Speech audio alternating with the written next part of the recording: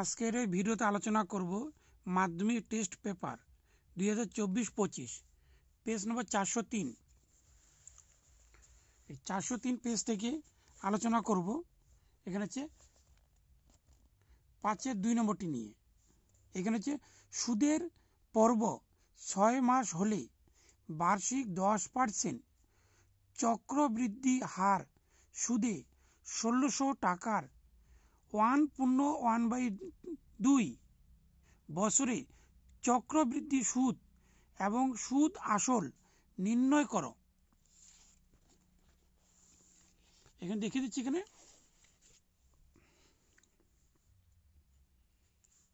দুই নম্বর নিয়ে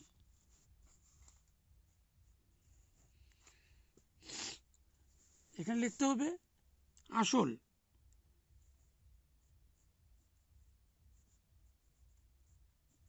আসল হচ্ছে পি।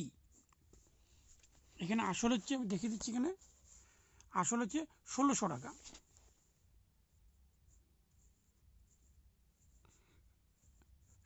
টাকা। তাহলে সুদের হার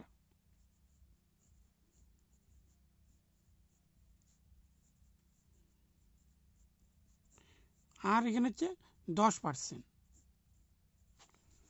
দেখিয়ে দিচ্ছি এখানে সুদের হারটি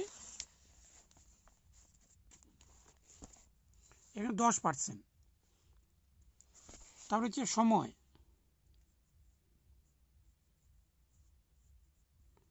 সময় হবে এন।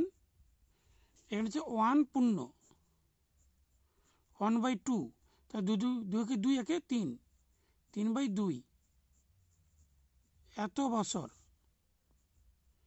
তারপরে পর্ব, এখানে পর্ব আমি দেখিয়ে দিচ্ছি। এখানে পর্ব হচ্ছে 6 মাস। তাহলে হচ্ছে 12/6, তাহলে হবে 2। এবার হচ্ছে সূত্র অনুসারে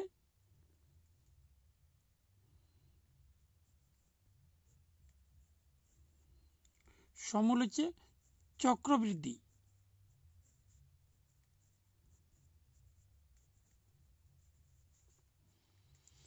এই অনুসারে হচ্ছে এটি হবে এ, এটি হবে প্রশ্নবোধক চিহ্ন। এটি বের করতে হবে। তাহলে এ ইকুয়াল হচ্ছে P1+, এটি পর্ব যেহেতু এখানে R/2 ধরতে হবে, আর নিচে লিখতে হবে 100 2n। তারপরে এ ইকুয়াল, এখানে পি হচ্ছে 1600, 1+ এখানে আর হচ্ছে এখানে 10%, তাহলে উপরে 10, আর নিচে থাকবে 2,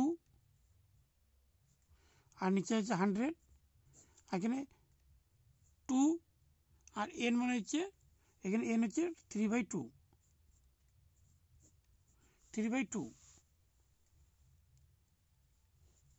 তাহলে হচ্ছে 1600, এখানে 1+, এখানে হচ্ছে কাটলে হবে 5, আর নিচে আসবে 100, এখানে 2 কেটে দিলে আসবে 3।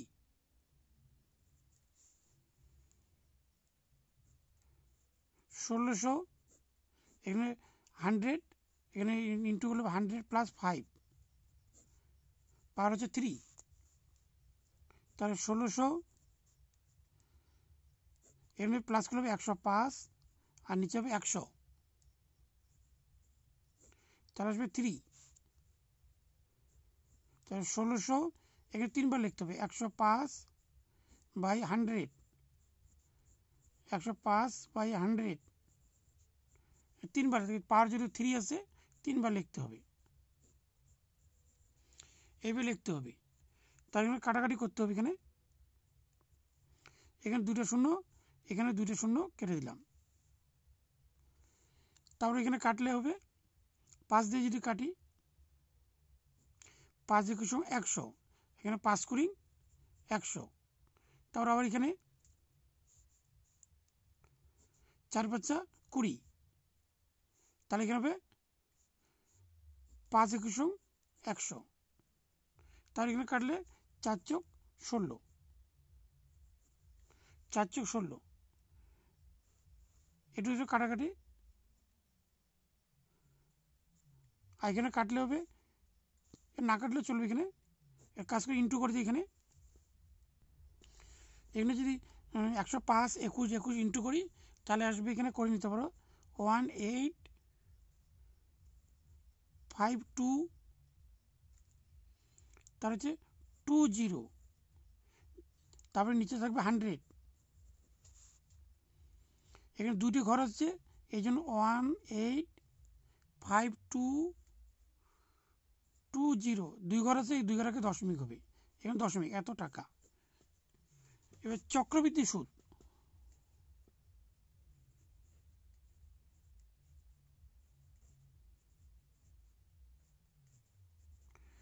চক্রবৃদ্ধি সুদ